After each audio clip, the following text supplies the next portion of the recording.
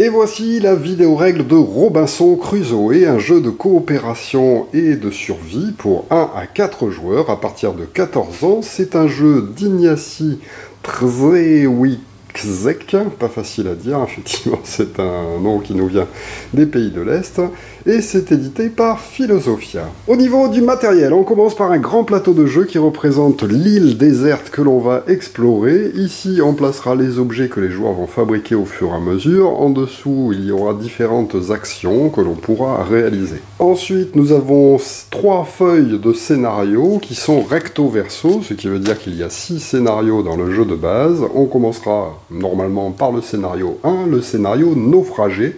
Les autres pourront être mises de côté. Nous avons ensuite 4 feuilles de personnages. Effectivement, il y a un explorateur, un cuistot, un menuisier et un soldat. Et chacun sont recto-verso. Au dos, en fait, vous avez une illustration qui correspond au même personnage, mais en féminin. Donc vous pourrez en fait choisir le personnage de votre choix, ou bien faire une distribution au hasard entre les joueurs. On a ensuite un ensemble de tuiles hexagonales. Alors une de ces tuiles est recto-verso comme ceci, c'est la tuile de premier joueur qui sera attribuée au joueur le plus jeune autour de la table, il la placera devant lui. Ensuite nous avons une tuile comme ceci recto-verso avec un volcan de dessiné qui servira pour certains scénarios, mais dans le premier scénario on va utiliser le verso de la tuile qui a un petit chiffre 8 de marqué en bas, et cette tuile sera placée face visible sur la première case qui se trouve ici, du plateau de jeu représentant l'île. Les autres tuiles, par contre, ont un dos comme ceci avec une tuile, elles représentent aussi différents morceaux de l'île. Ils vont être bien mélangés et placés à côté du plateau de jeu. Nous avons ensuite un ensemble de pions en bois de différentes couleurs. Chaque joueur va d'abord choisir sa couleur parmi ceux-ci, le noir, le bleu, le jaune et le orange, et il va récupérer les 2 pions qu'il va pouvoir placer sur sa fiche. Évidemment, si on joue à moins de 4 joueurs, eh bien une couleur ou plusieurs couleurs ne seront pas attribuées. Les autres pions, ceux-ci en fait, il y en a 4 comme ceci, 3 comme ceci, 2 comme ceci et un rouge. Ceux-ci vont être laissés à côté du plateau de jeu et nous serviront pendant la partie. Ces 2 pions supplémentaires, le rose et le blanc, ne serviront que si on utilise vendredi et le chien, donc dans une partie qui se joue à moins de 4 joueurs en général, mais nous en reparlerons plus tard. Pour le moment, on peut le mettre de côté si on joue à 4 joueurs. Et enfin, nous avons un pion beige comme ceci, qui servira de marqueur de tour et sera placé sur la case 1 dessinée en haut de la fiche de scénario. Nous avons après un ensemble de jetons en carton. Alors il y a 3 gros jetons comme ceci avec un point d'interrogation qui vont être laissés à côté du plateau de jeu. Il y a aussi un ensemble de petits jetons comme ceci qui sont un peu des jetons de trésor avec des symboles dessinés derrière. Ils seront bien mélangés et placés en tas à côté du plateau de jeu aussi.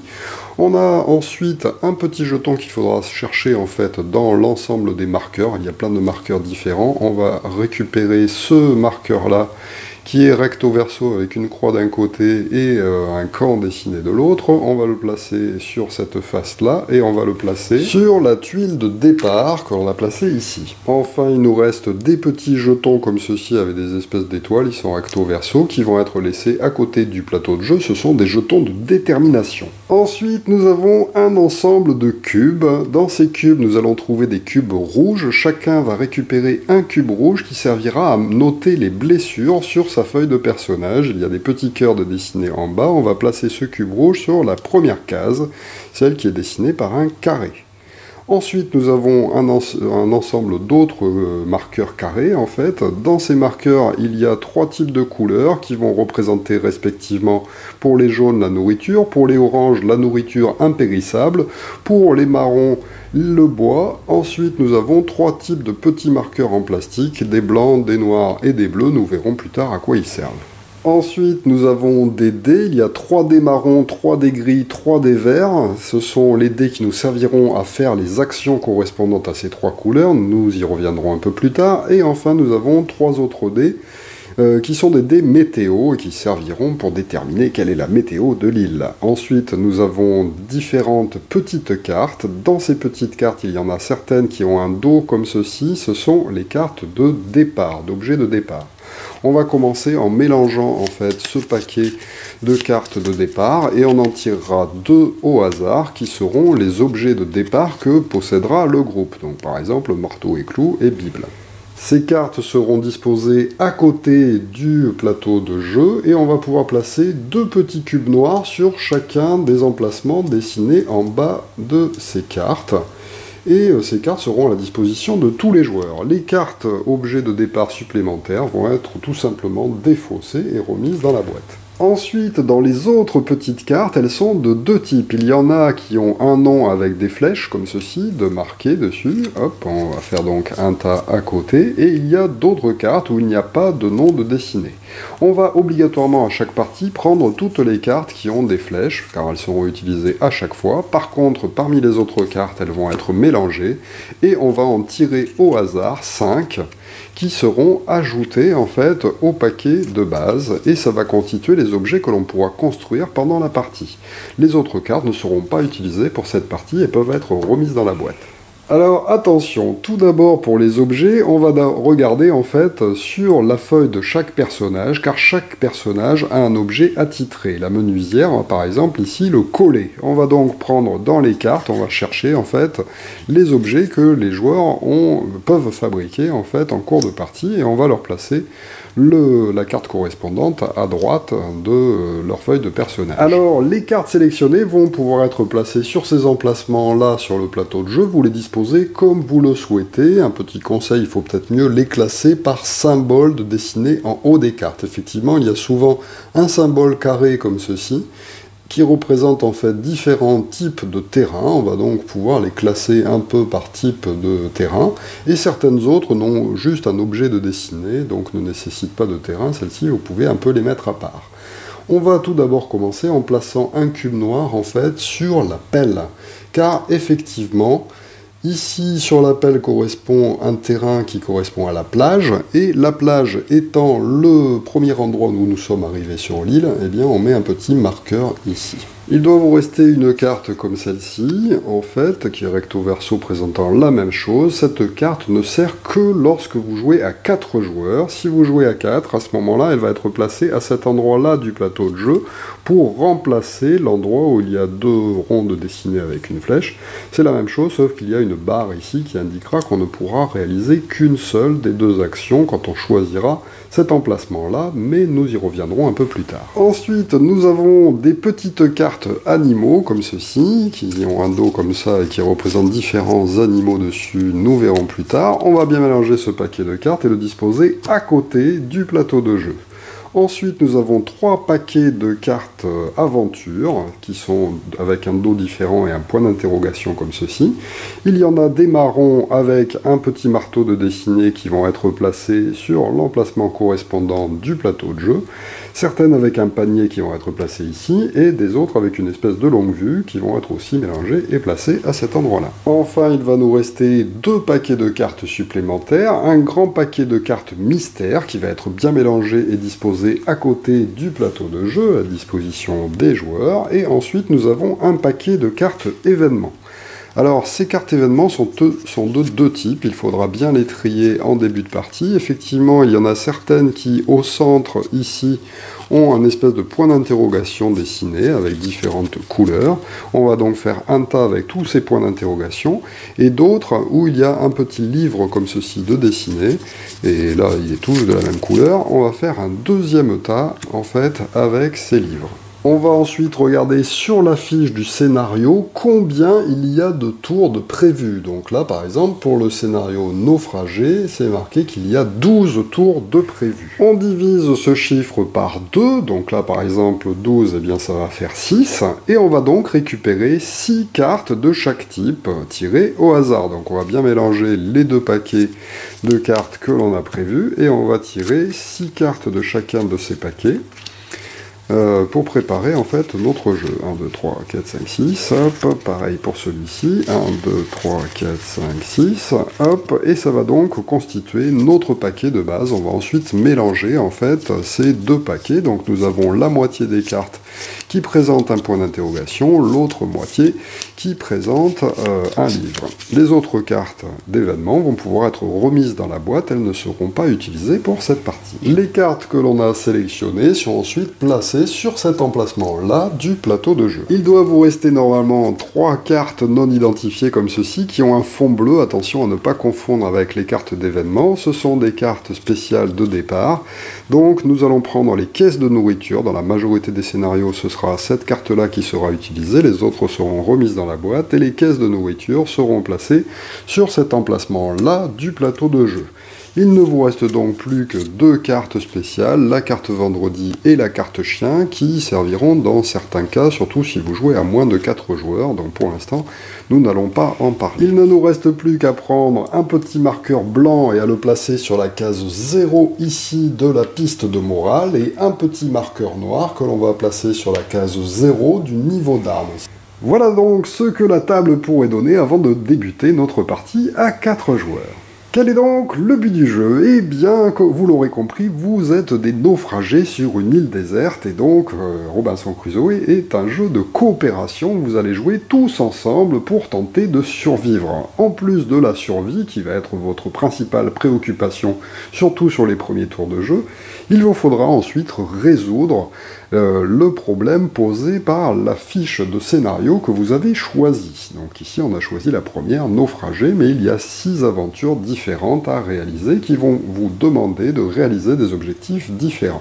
Si vous parvenez à réaliser ces objectifs avant qu'un joueur ne meure, effectivement, si un seul joueur meurt, malheureusement, vous perdez la partie, eh bien, vous l'emporterez le scénario et vous gagnerez la partie. Alors, pour le déroulement, eh bien, le jeu va se dérouler en différents tours de jeu qui sont indiqués sur la fiche de scénario. À chaque tour de jeu, en fait, vous aurez 6 choses différentes à réaliser en groupe. Donc on fera en fait ces phases les unes après les autres. Elles sont résumées ici en haut à gauche du plateau de jeu général.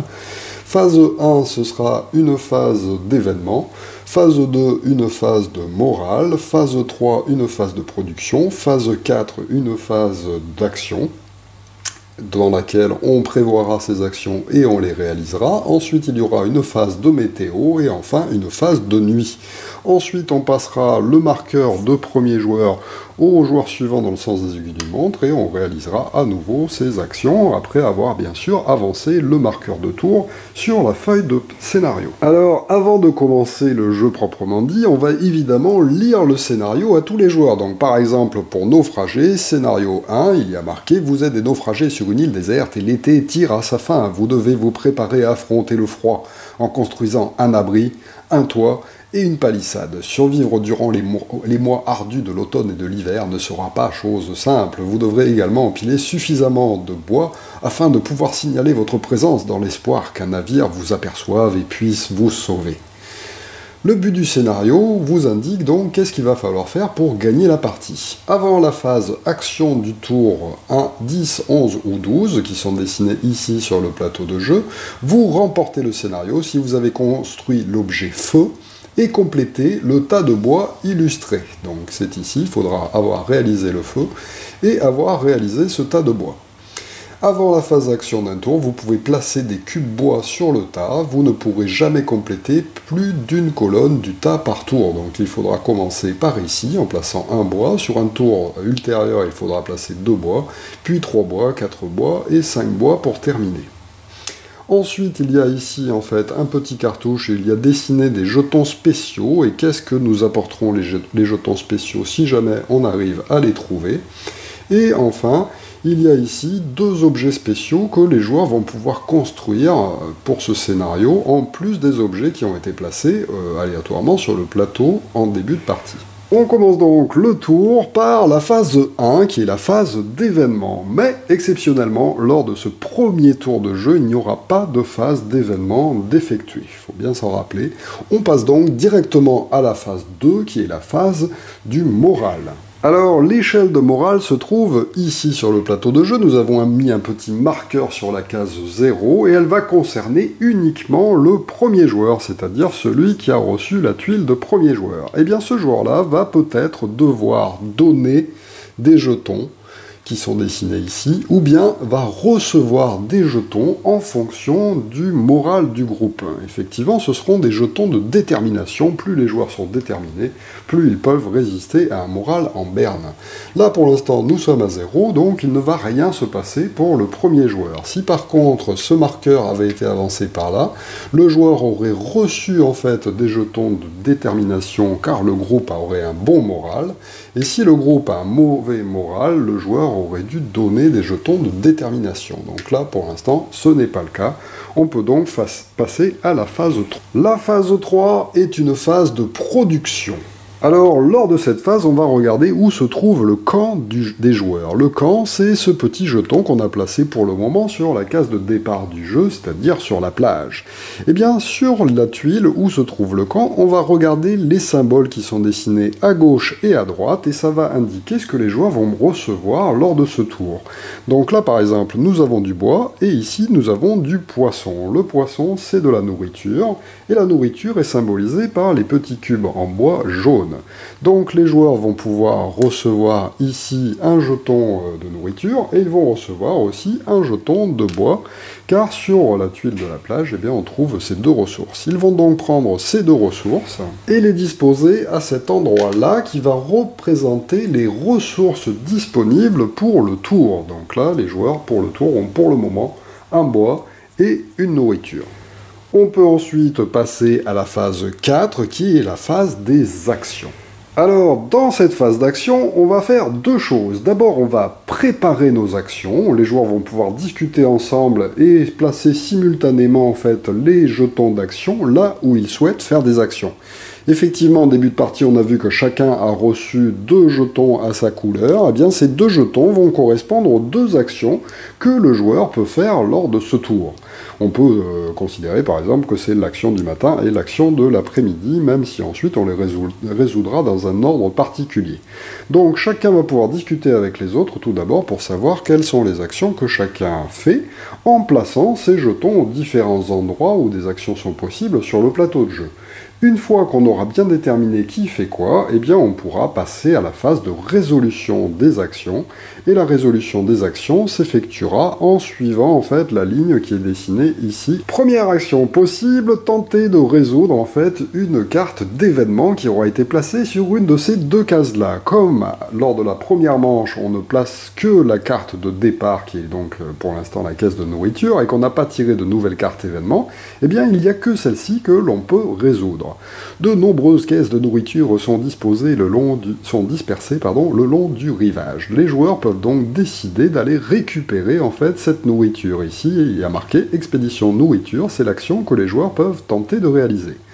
Ici, il y a un petit bonhomme de dessiner, par exemple, sur cette carte, et en dessous, quelle sera la production si on envoie un personnage, en fait, sur cette carte pour résoudre l'expédition de nourriture. Là, il y a 2 personnages, il faudra donc envoyer 2 personnages si on souhaite réaliser cette action-là. Alors la première action nous permettra de recevoir une nourriture, et la nourriture est importante car les joueurs vont devoir manger à chaque tour, à chaque fin de tour. Lors de la phase de nuit, nous verrons cela tout à l'heure. Donc il faudra avoir récupéré un cube de nourriture par personne pour pouvoir tenter de survivre sur l'île. Donc voici, cette première action est peut-être intéressante. Si on envoie donc un seul personnage, il ne récupérera qu'une nourriture. Si on envoie 2 personnages, eh bien il récupérera 2 nourritures. C'est soit l'un, soit l'autre. On peut se mettre seul, c'est-à-dire un seul joueur peut mettre 2 pions pour partir en expédition de nourriture tout seul, ou bien on peut décider de se mettre à 2 pour aller récupérer, à 2 joueurs différents, mettant chacun un jeton pour aller récupérer les 2 nourritures. Deuxième action disponible, aller à la chasse. C'est ici que ça se passe, et pour partir à la chasse, on est obligé de placer 2 pions, puisque chaque pion représente toujours un bonhomme.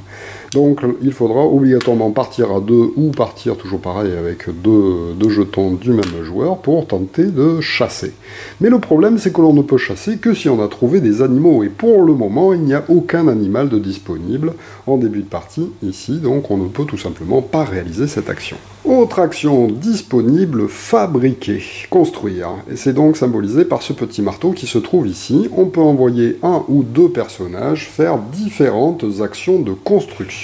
Alors, que peuvent fabriquer les joueurs? Eh bien, tout d'abord, ils peuvent fabriquer toutes les inventions qu'on a placées sur le plateau de jeu. Mais pour pouvoir construire ces différentes inventions, il faudra répondre à quelques obligations. Pour les pour les inventions qui ont un lieu de dessiner comme ceci dans un petit carré, eh bien, il faudra déjà avoir découvert le lieu correspondant pour avoir le droit de construire l'objet.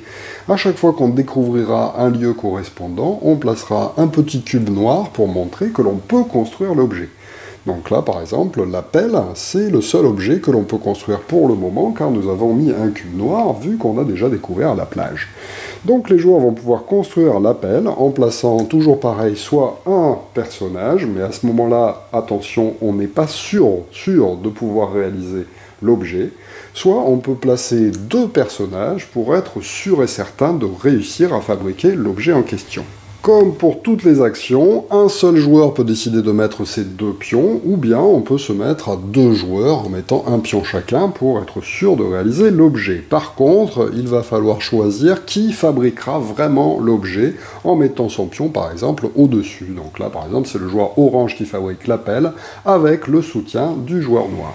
Certains autres objets demandent en fait comme condition de donner quelque chose. Donc par exemple, s'il y a ce symbole, ceci correspond donc toujours au symbole du bois, eh bien il faudra donner un jeton bois qu'on remettra dans la réserve pour pouvoir réaliser l'objet. En revanche, il y a aussi des dessins comme ceci qui représentent certains autres objets. Donc par exemple, pour fabriquer l'enclos, il faudra un bois, mais il faudra aussi une corde. La corde, qui est symbolisée ici, eh bien on la fabrique en construisant la corde, mais on ne peut construire la corde que si on a trouvé déjà des prairies sur l'île, et pour le moment nous n'avons pas trouvé de prairies, donc on ne pourra pas évidemment fabriquer ni la corde et ni l'enclos plus tard. Le bouclier demande de la corde aussi, la fronde demande aussi un tissu, une peau de bête, pardon. Donc les peaux de bête, j'ai oublié d'en parler tout à l'heure, c'est les cubes blancs, les gros cubes blancs en fait, en bois, et on ne les obtiendra qu'en réussissant à chasser des animaux. Mais pour le moment, nous n'avons pas d'animaux à chasser, et nous n'avons pas de cubes blancs à dépenser pour fabriquer une fronde. Donc, on est un petit peu limité, on ne peut réaliser que la pelle, puisque la fournaise demande par exemple une brique, et que la brique, il faut la fabriquer en ayant trouvé aussi un lieu qu'on n'a pas encore découvert. Alors, autre objet que les joueurs peuvent fabriquer, eh bien l'objet qui leur est associé, qui est associé à leur personnage et qu'on a distribué en début de partie. Donc par exemple, la menuisière peut fabriquer un collet, mais pour pouvoir fabriquer le collet, eh bien là, il n'y a que la menuisière qui peut le faire, donc si elle veut tenter de le faire, elle peut placer un jeton, ou bien deux jetons si elle veut vraiment fabriquer le collet. Malheureusement, le collet demande par exemple une corde, et on n'a toujours pas la corde, donc pour l'instant,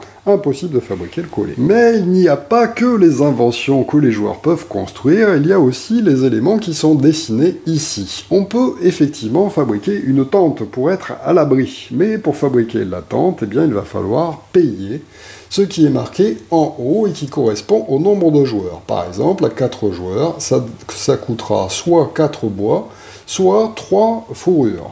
Donc pour le moment, nous n'avons ni 4 bois, ni 3 fourrures, on ne peut donc pas fabriquer le camp.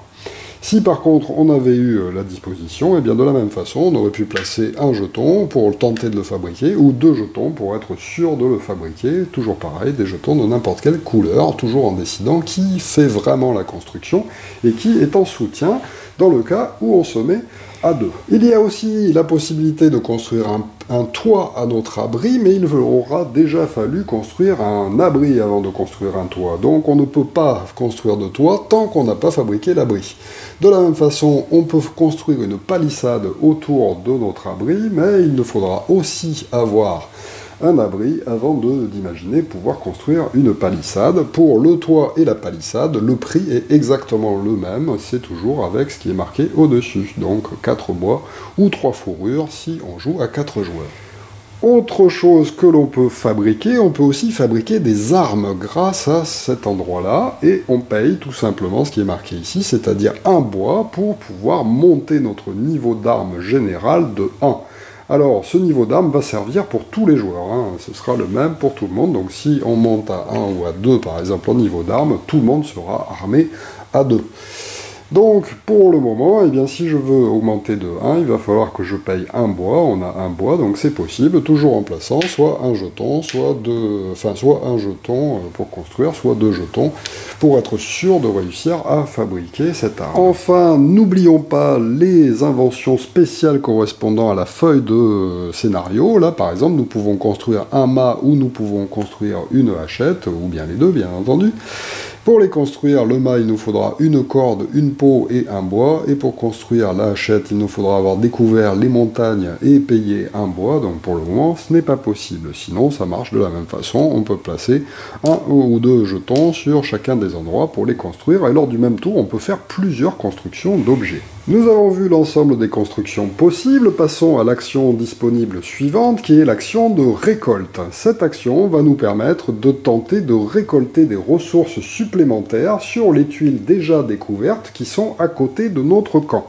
Mais pour le moment, nous n'avons pas découvert de tuiles, donc on ne pourra pas réaliser cette action, car effectivement, on ne peut pas récolter sur l'endroit où se trouve notre camp, puisqu'on a déjà reçu les ressources correspondantes lors de la phase de production. Autre action possible, l'action d'exploration. Celle-ci va nous permettre, en envoyant un ou deux personnages, de découvrir de nouvelles tuiles sur l'île.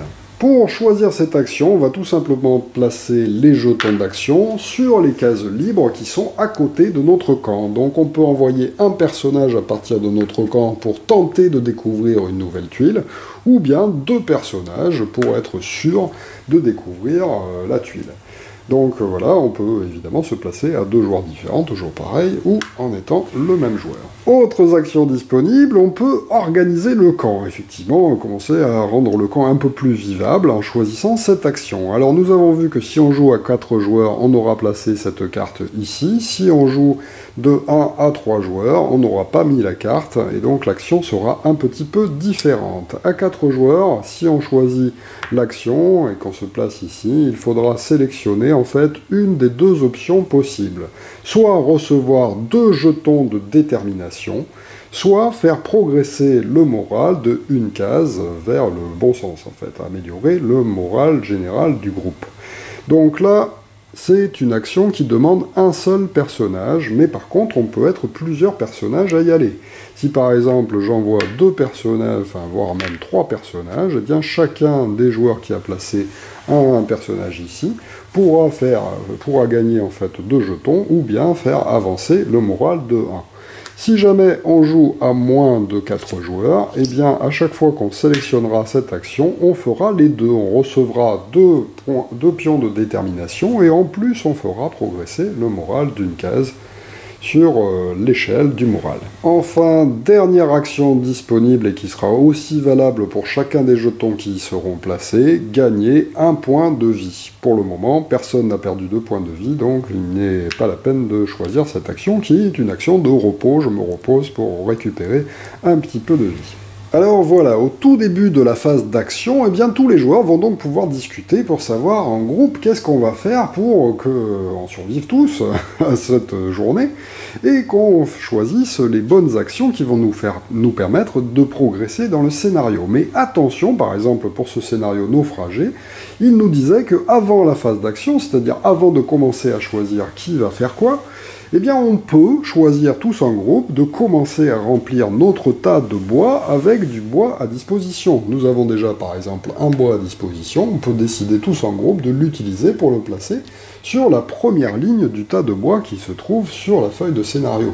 Mais c'est un choix, on peut aussi décider de le garder et de commencer à fabriquer le tas de bois que plus tard. Alors, faisons un exemple de délibération. Par exemple, les joueurs décident d'utiliser ce bois, en fait, pour commencer à construire le tas de bois, car ils ne voient pas, en fait, l'utilité qu'ils pourraient en avoir pour le moment. Effectivement, on ne peut construire que la pelle qui ne nécessite pas de bois, tout le reste étant bloqué, car nous n'avons pas encore assez découvert de tuiles d'île.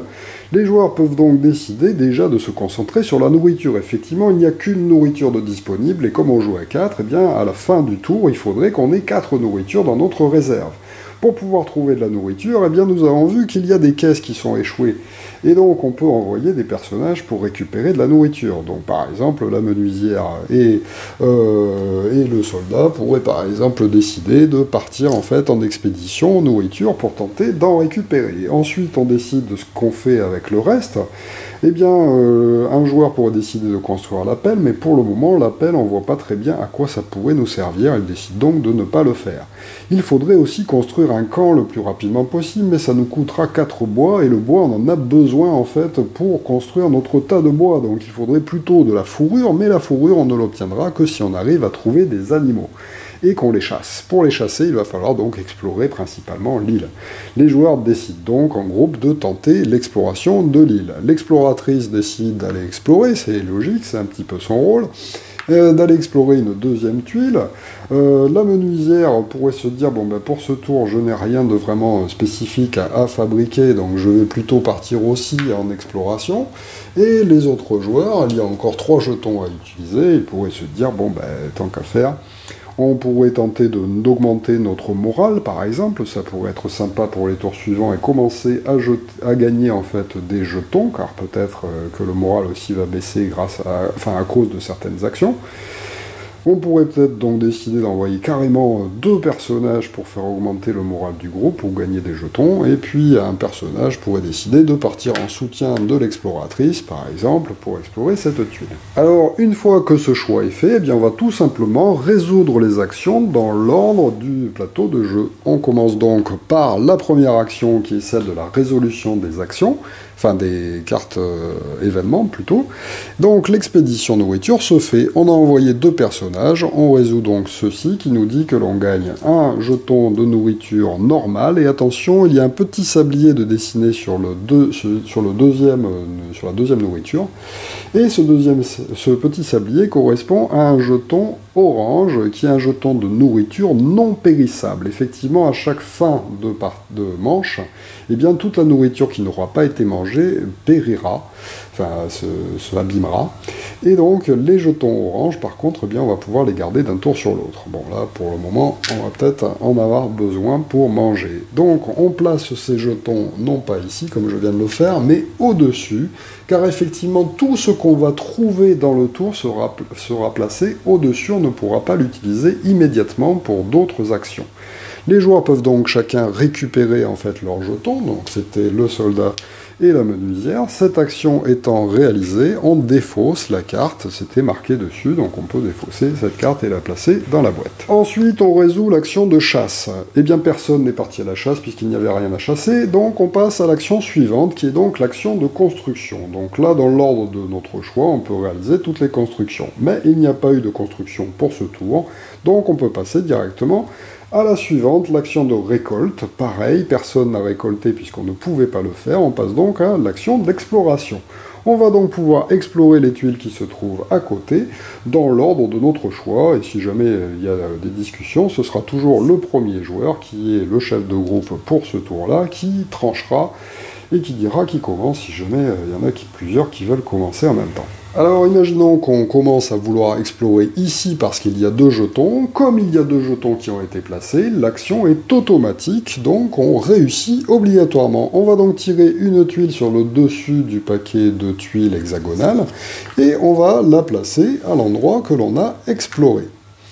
Ensuite, on va regarder s'il ne se passe pas des choses spéciales sur cette tuile. Alors hop, rapprochons-la un petit peu.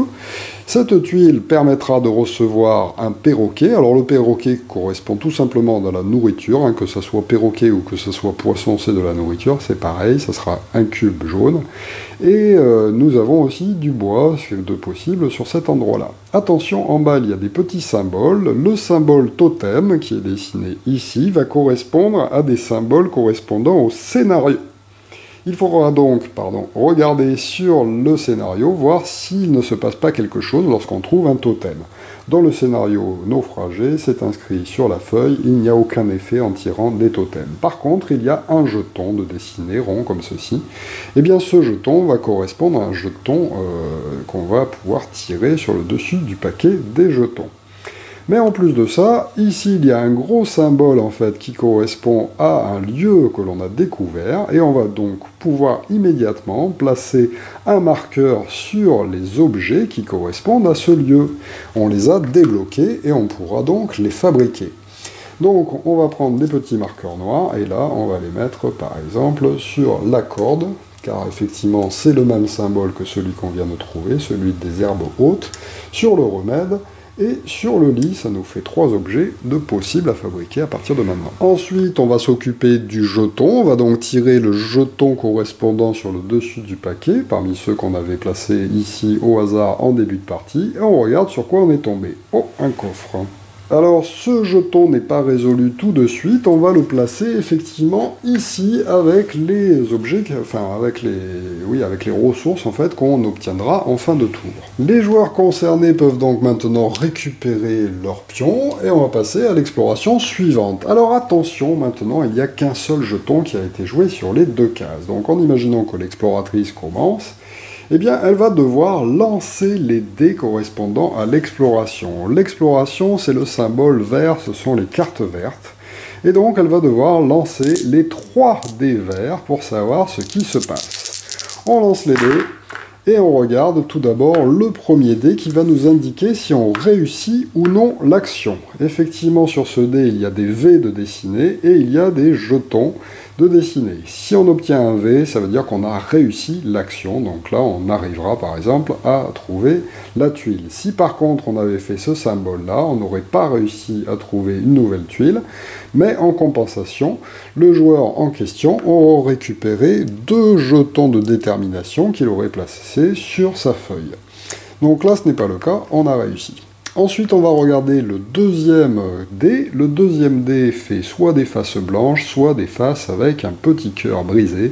Et bien, le cœur brisé, malheureusement, c'est perdre une vie. Et donc, si elle avait fait ça, elle aurait perdu une vie. Là, ce n'est pas le cas.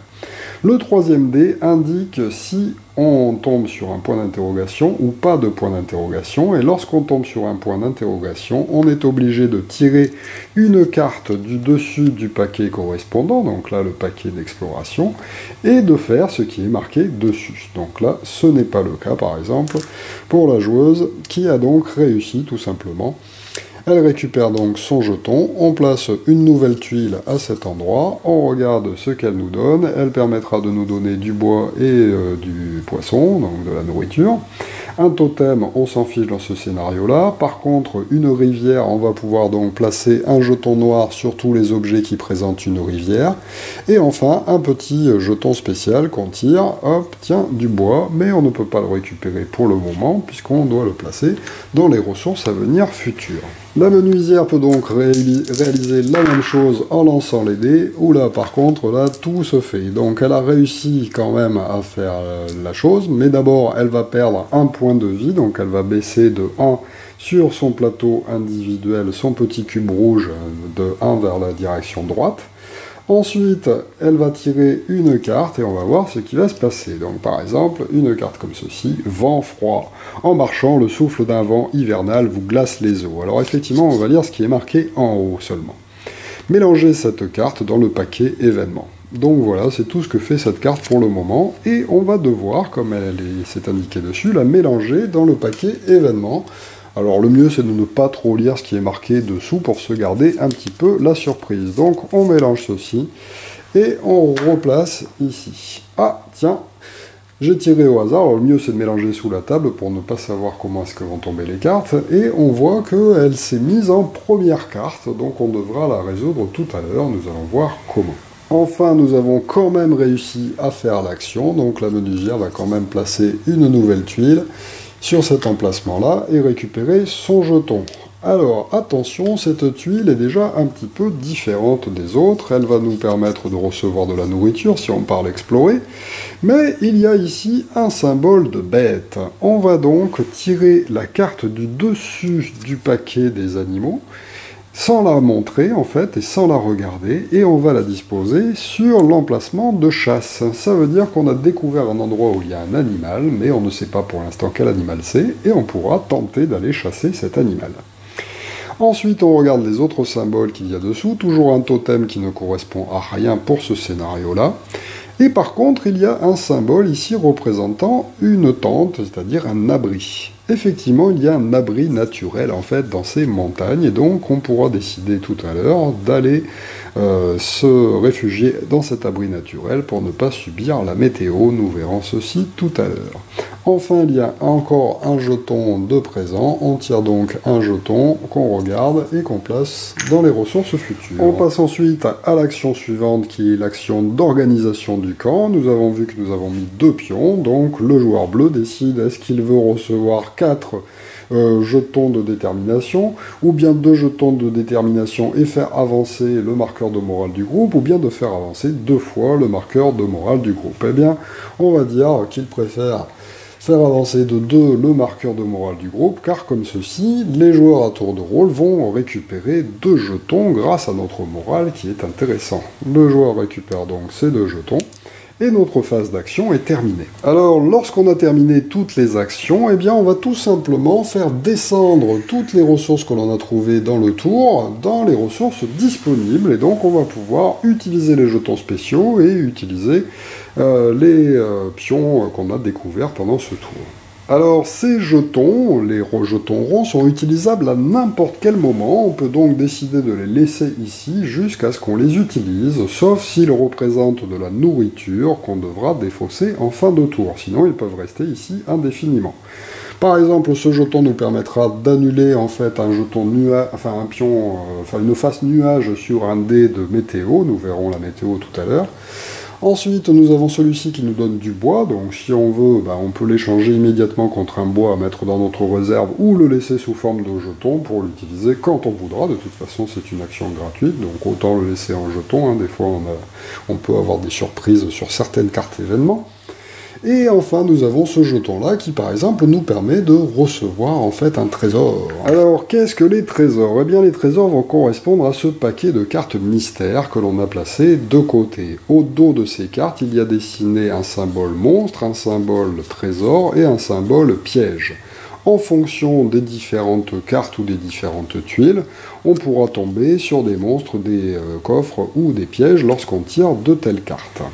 Alors, en fonction de ce qu'on doit trouver, eh bien, on va tout simplement tirer des cartes jusqu'à ce qu'on tombe sur ce que l'on cherche. Donc là, par exemple, c'est un trésor que l'on cherche. On peut donc décider immédiatement, si on le souhaite, d'utiliser ce jeton pour trouver ce trésor. On va donc tirer des cartes jusqu'à ce qu'on tombe sur un symbole de trésor. Bon, là, c'est la première carte, mais si, par exemple, j'avais tiré un symbole présentant un piège, eh bien, j'aurais ignoré cette carte, j'aurais placé de côté, et j'aurais continué à piocher jusqu'à ce que je tombe sur le symbole de trésor. Donc là, je tombe sur un symbole de trésor en premier, la lunette d'approche du capitaine Stone, le Saint Graal des explorateurs, il y a marqué dévoiler les 3 premières tuiles îles et replacer-les sur le dessus, face visible et dans l'ordre de votre choix. Donc c'est un objet qu'on doit utiliser immédiatement, qu'on peut immédiatement l'utiliser pour faire ce qui est marqué dessus. La carte utilisée est défaussée définitivement. Si jamais on avait tiré plusieurs cartes du paquet que l'on n'avait pas effectuées parce qu'elles ne correspondaient pas au trésor, elles auraient été remélangées dans le paquet. On peut donc passer à la phase 5 qui est la phase de météo. On regarde alors tout simplement s'il y a quelque chose dans la case de météo du plateau de jeu. Il n'y a rien, donc il ne va rien se passer pendant la phase de météo et donc la nuit va arriver et on passe à la dernière phase qui est la phase de nuit. Alors, lors de cette phase de nuit, eh bien tout d'abord, les joueurs vont devoir manger, effectivement, ils ont très faim, et on va devoir dépenser une nourriture par joueur. Nous sommes donc 4 joueurs dans cet exemple, et il n'y a que 3 nourritures qui ont été récoltées pendant le tour, et bien malheureusement, ça voudra dire qu'un joueur ne mange pas. Le problème, c'est qu'on ne peut pas ne pas manger si on peut manger non plus. Donc là, même si on avait un cube qui aurait pu se garder pour le tour suivant, eh bien, on ne va pas pouvoir l'économiser. On est donc obligé de manger les 3 nourritures et de choisir un joueur parmi nous qui ne mangera pas lors de cette nuit. Le problème, c'est que lorsqu'on ne mange pas, eh bien, on va perdre 2 points de vie, et donc on va faire progresser son petit marqueur de 2 cases vers la fin en fait, de sa fiche. Alors attention, à chaque fois qu'on va baisser comme ça de cœur en cœur, eh bien il faudra bien vérifier qu'on ne passe pas un palier où il y a une flèche de morale de dessinée. Effectivement, si un joueur est obligé de passer par-dessus une flèche de morale lorsqu'il perd des points de vie, eh bien le moral du groupe va immédiatement s'en trouver affecté et on va pousser le marqueur de morale d'une case dans la direction opposée avec le moral qui baisse. Mais pour le moment, nous n'en sommes pas encore rendus à ces extrémités. L'exploratrice décide de se sacrifier car elle a beaucoup de cœur avant d'arriver justement à une baisse de morale. Elle décide donc de ne pas manger et elle perd donc 2 points de vie. Deuxième chose que l'on fait pendant une phase de nuit, on décide où on installe le camp. Effectivement, on peut à ce moment-là choisir de déplacer le camp sur n'importe quelle tuile visible que l'on a déjà découverte. Et ce camp, en fait, nous permettra au tour d'après de récupérer en fait les ressources qui se trouvent dessus, puisque lors de la phase de production, nous avons vu qu'au départ, nous avions reçu un bois et une nourriture parce qu'on était sur cette tuile. Si je me déplace ici, ce sera aussi un bois et une nourriture. Ici aussi, un bois et une nourriture, ça ne change pas. Par contre, si nous nous déplaçons ici, on ne recevra qu'une nourriture. Comme ici, c'est un symbole de chasse, eh bien on ne rajoutera pas de nouvel animal dans la chasse, et donc voilà, cette tuile ne produit qu'une seule chose. En revanche, cette tuile spéciale a un abri naturel, et l'abri naturel va nous permettre de dormir à l'abri des intempéries et à l'abri du froid qu'il y a pendant la nuit. Et le froid pendant la nuit, sur la phase suivante, va faire perdre 1 point de vie à tous les joueurs qui dorment dehors. Là, comme nous n'avons pas encore construit notre abri, eh bien peut-être qu'il serait plus sage d'aller se mettre à l'abri pour pouvoir dormir et ne pas perdre ses points de vie. Mais c'est un choix de groupe, donc tout le monde décide qu'est-ce que l'on fait. Les joueurs se disent, bah oui, mais si on se passe de bois, en fait, alors qu'on a besoin énormément de bois, c'est peut-être pas une très très bonne idée. Donc, bah tant pis, on va changer quand même le camp et on va le placer ici pour pouvoir ensuite aller explorer les tuiles qui se trouvent à côté. Mais par contre, malheureusement, on passe à la phase suivante qui est la perte de points de vie. Si tout le monde dort à la belle étoile, et bien là c'est le cas puisqu'on a changé notre camp ici. Et donc tout le monde va perdre 1 point. Enfin, toujours lors de la phase nuit, on va jeter les nourritures en trop si jamais on en avait eu, mais ce n'est pas le cas, on a déjà tout vidé, donc on n'a pas besoin de les défausser. Alors attention, même si cette nourriture se trouve sous forme de jetons, on sera obligé de jeter les jetons correspondants. La journée est donc terminée, on va donc faire progresser le marqueur d'une case avant de débuter le nouveau tour de jeu, mais tout d'abord on va changer en fait le chef de groupe qui va passer au joueur suivant dans le sens des aiguilles d'une montre, et on va pouvoir repartir pour un tour.